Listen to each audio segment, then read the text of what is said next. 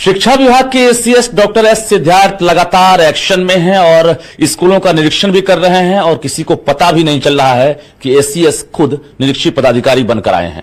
लेकिन इस बीच भौतिक रूप से न सिर्फ स्कूली व्यवस्था का निरीक्षण करते हैं बल्कि कई चीजों को इन्होंने बारीकी से देखा है, जिसमें आप देख सकते हैं कि टीचिंग लर्निंग मटेरियल भी है, जिस मटेरियल को लेकर जो है अब इन्होंने एक नई पहल शुरू की है। यानी जो शिक्षा विभाग की तरफ से मापदंड तय किए गए हैं, जो निर्धारण किया गया है, उसके आधार पर अब सभी प्रखंडों में यह वितरण हो रहा है कि नहीं, इसको लेकर इन्होंने क्या प्रयोग किया है, क्या पहल की है, सीधी बातचीत करेंगे। साथ ही किशनगंज जिले में जो है अब ऑडिट होगा, यानी स्पेशल ऑडिट कराने की भी जो एक तरह से अब इन्होंने अब शुरुआत की है। जरा बातचीत करेंगे। सर, क्या लग रहा है कि आप जब से ज्वाइन किए हैं कुछ न कुछ नया प्रयोग और बड़ा एक्शन लिया? कोई नया एक्शन नहीं है।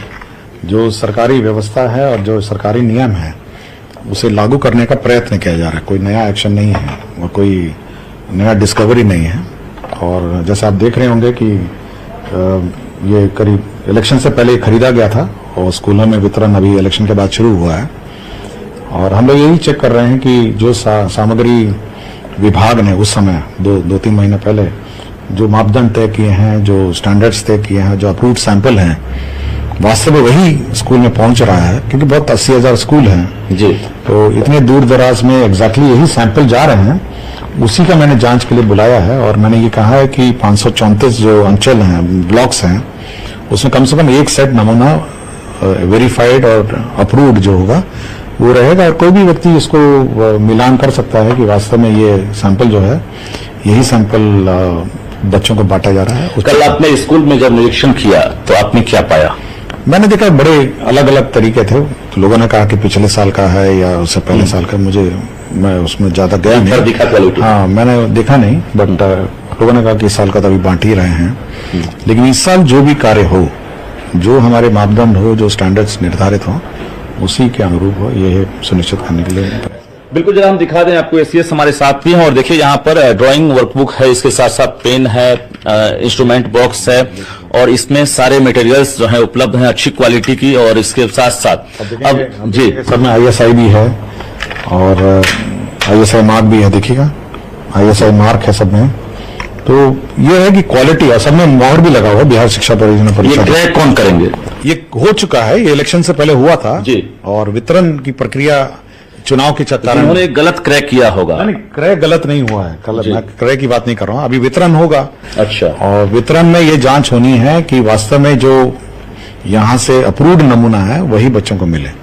मतलब एक बार फिर से आप जो है इस चीज की जांच करवाएंगे कि जो बच्चों की नहीं, जांच नहीं है। मैं तो ये मिलेगा। देखिए, एक बार आप अलर्ट हो जाएंगे कि जो चीज हम लोगों ने अप्रूव किया वही बच्चों को मिले, तब फिर बात बिल्कुल मतलब सावधानी की बात है। मतलब सावधानी हटी और दुर्घटना घटी, ये ना हो। अभी किशनगंज के साथ साथ गोपालगंज डीईओ और जो किशनगंज के डीपीओ हैं उनका निलंबन हुआ है, इसके साथ साथ बर्खास्ती की कार्रवाई हुई है। अभी आपने स्पेशल ऑडिट कराने का भी आदेश जारी कर दिया है। किस प्रकार की गड़बड़ी दिखी? देखिए, जो गड़बड़ियां हैं वो तो हम लोग ऑब्वियसली जांच करेंगे और मैंने इस संबंध में बहुत सारे निर्देश भी दिए हैं और समय भी दिया है कि यदि गड़बड़ी है तो आप पहले सुधार लीजिए। समय भी दिया है सबको, तो सुधार के बाद यदि फिर भी गड़बड़ी रह जाती है तो कार्रवाई कर देंगे हम लोग। अभी ऐसा लगता है कई अधिकारी रडार पर हैं शिक्षा विभाग के, चूंकि जिस प्रकार से आप अभी बारीकी से चीजों को देख रहे हैं, चाहे वो बेंच डेस्क में हो या फिर प्रीफैब हो, तमाम चीजों का जो एक तरह से काम हुआ है उसमें कुछ शिकायतें। और व्हाट्सएप नंबर आपने जारी कर दिया, 5-5 नंबर आपके टेबल पर। देखिए, हमारा उद्देश्य करेक्शन का है और मिड डे मील मिल नहीं रहा है तो उसको करेक्ट किया जाए। और ऐसे भी शिकायत मिल रहे हैं कि टीचर्स आते हैं, हाजिरी लगा के घर चले जाते हैं। तो अब करेक्शन का, पहले सुधार का मौका दिया जाए। और रोज कम से कम 50-60 तो कंप्लेंट आते ही हैं, तो सुधार का मौका दिया जाए पहले। व्हाट्सएप बल लग रहा है कुछ मतलब कारगर, बहुत अच्छे मतलब कंप्लेंट्स आ रहे हैं और मिड डे मील के बारे में आ रहे हैं, अटेंडेंस के बारे में आ रहे हैं, शौचालय के बारे में आ रहे हैं, तो सभी आयाम के बारे में आ रहे हैं। तो हमारा ये है कि पहले सुधार हो जी, शिक्षा व्यवस्था में सुधार हो और जो सरकार का जो उद्देश्य है, सरकार का जो विजन है, माननीय मुख्यमंत्री का जो विजन है, वो कम से कम क्षेत्र में दिखे, शिक्षा के क्षेत्र में। एक जानकारी चाहिए कि जिस प्रकार से ऑनलाइन अटेंडेंस को लेकर आपने एक नया प्रयोग किया है, लगभग कई जगह से जो है ऑनलाइन अटेंडेंस बन भी रहा है। लोगों को डर है कि हो सकता है अटेंडेंस ऑनलाइन ना बने तो वेतन अवरुद्ध हो जाएगा, उसको लेकर क्या कहेंगे? देखिए, आपको आश्चर्य होगा कि आज के दिन 92% स्कूल ने अटेंडेंस लगा दिया है, 92। तो आप सोच सकते हैं कि ये कहना कि अटेंडेंस का जो टेक्नोलॉजी खराब है, 92 स्कूल में एक ना एक टीचर ने अटेंडेंस लगा दिया है। आप केवल यही सुनिश्चित करना है कि सारे टीचर लगाएं। तो हम यही टेस्ट करना चाह रहे थे कि सभी जो टीचर हैं या सभी जगह से अटेंडेंस लगता है या नहीं लगता है। तो 8% स्कूल हैं, उसकी जांच हो रही है कि क्यों नहीं लगाया। बट जब 92% स्कूल से एक ना एक अटेंडेंस लग गया है तो बाकियों को अटेंडेंस लगाने की ऑफलाइन का ही विकल्प है फिलहाल अभी, या वेतन बंद हो जाएगा? ऐप ही ऑफलाइन है। ये जो कहा जाता है कि ये उसमें इंटरनेट है, इंटरनेट की जरूरत ही नहीं है उसमें। अच्छा। इंटरनेट की जरूरत केवल एक बार लॉगिन करने के लिए होता है जी। उसका महीने पर वो बिना लॉगिन के चलेगा। वो ऑफलाइन ही है, मतलब वो ऑनलाइन नहीं है ऐप, वो ऑफलाइन है। और डेटा जो है वो बाद में सिंक्रोनाइज करता है। वो एक बार लॉगिन में वो मांगता है, आपका इंटरनेट मांगता है, वो तो कभी भी आप कहीं पे भी टारगेट है 100% अचीव। हाँ, आप घर पे अपना लॉगिन कर सकते हैं जहां इंटरनेट है। और जब स्कूल जाएंगे तो आपको इंटरनेट की जरूरत ही नहीं है, वो ऑफलाइन ना। वेतन तो बंद नहीं होगा अभी ना, जुलाई का। इस पर विचार करेंगे। पहले हम अभी देख रहे हैं, अभी तो संख्या देख रहे हैं जी। अभी इतनी संख्या 92% स्कूल ने अपनी अटेंडेंस लगा दी है। कल पटना में जिस प्रकार से आप गेट खटखटाकर एक पेरेंट्स के रूप में आप पहुंचे थे, एक मतलब आश्चर्यचकित करने वाला एक वीडियो सामने आया था। तो क्या लग रहा है कि एससीएस पटना के अलावा भी कहीं भी कभी भी निरीक्षण कर सकते हैं? इसको लेकर क्या टीचर हों या अधिकारी हों, सभी को अलर्ट रहना चाहिए कि एससीएस कभी भी कहीं भी जा सकते हैं? देखिए, मैं सूचना दे के नहीं जाता हूँ और निरीक्षण मेरा हमेशा औचिक रहता है। आप और एक साधारण मार्केट वगैरह नहीं था, कोई कारवा नहीं था आपके साथ? कुछ नहीं। मैं किसी को सूचना वैसे भी नहीं देता हूँ और कभी भी नहीं दूंगा।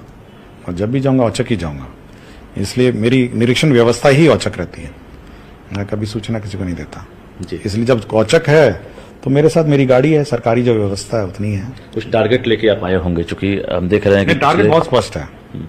टीचर समय पे स्कूल जाएं, पढ़ाई अच्छी हो, बच्चे अच्छा पढ़ें, पेंटिंग, सिंगिंग, ड्राइंग, आपका स्पोर्ट्स में अच्छे रहें और टीचर भी एंजॉय करें और बच्चे भी एंजॉय करें। बहुत सिंपल मेरा उद्देश्य है।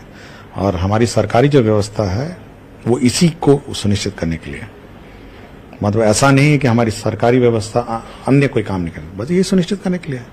और आने वाले समय में कुछ नया तो कोई नया नहीं। ये पिछले मतलब सदियों से ये चला रहा है कि टीचर को समय पे आना है, टीचर को पढ़ाना है, समय पे आना है और समय पे जाना है। वीसी वगैरह हम देख रहे हैं, सिस्टम तो आपके यहाँ है, लेकिन धीरे धीरे उसमें अब जो है वीसी तो बंद कर दिया हम लोग। वीसी अब नहीं कर रहे हैं। नहीं। अच्छा, वो जो केवल मंगलवार को डिपार्टमेंटल वीसी होता है जो डिपार्टमेंट पदाधिकारी करते हैं, और मेरा सप्ताह में एक घंटे का वीसी होता है।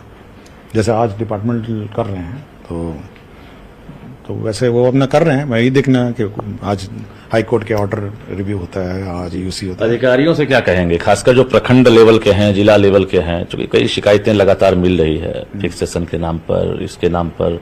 तो बहुत सारी चीजें हैं जो भाई फिक्सेशन नहीं करेंगे तो पैसा देना होगा, ये बहुत सारी चीजें हैं। तो एससीडीआर तो ज्वाइन कर लिए हैं और तकनीकी रूप से बहुत मजबूत हैं, डबल पीएचडी हैं, IITN हैं, सिर्फ IAS नहीं है।